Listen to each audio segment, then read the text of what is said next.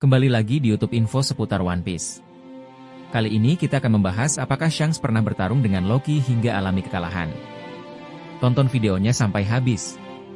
Di bab 1130 manga One Piece, terungkap bahwa Loki percaya dirinya sebagai Dewa Matahari dan orang yang akan menghancurkan dunia. Loki yakin akan fakta bahwa ia adalah Dewa Matahari yang dipilih. Dan tampaknya orang-orang Elbaf juga mempercayai hal ini.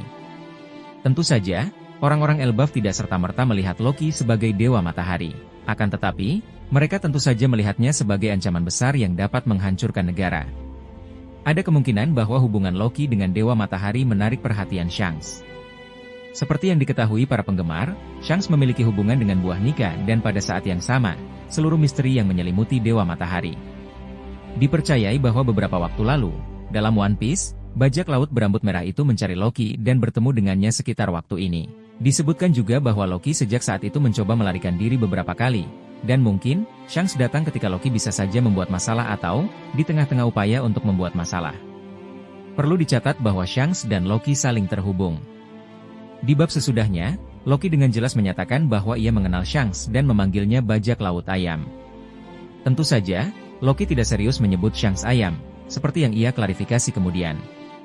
Ia hanya ingin menggoda Luffy karena telah mengamati hubungan dekat antara dirinya dan Shanks. Namun, ketika Luffy menuntut jawaban dari Loki tentang bagaimana ia mengenal Shanks, Loki tidak memberikan jawaban.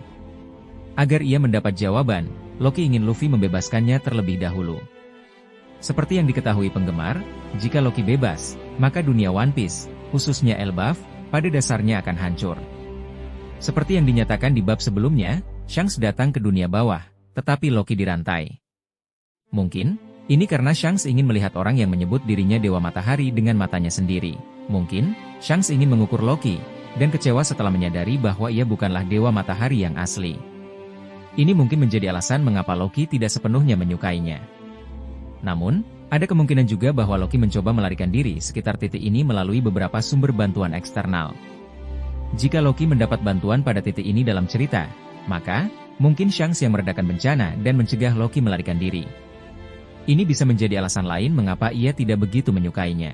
Tidak jelas bagaimana Shanks dan Loki saling mengenal, tetapi tersirat bahwa 6 tahun yang lalu, Loki dan Shanks bertemu di Elbaf, dan bahkan mungkin bertarung. Jelas, kebenaran masalah ini hanya akan terungkap ketika Luffy berhasil membebaskannya, yang merupakan harga yang mahal untuk dibayar, mengingat begitu dia bebas, dia bisa saja menyerang Luffy dan, lebih dari itu, menghancurkan seluruh Elbaf.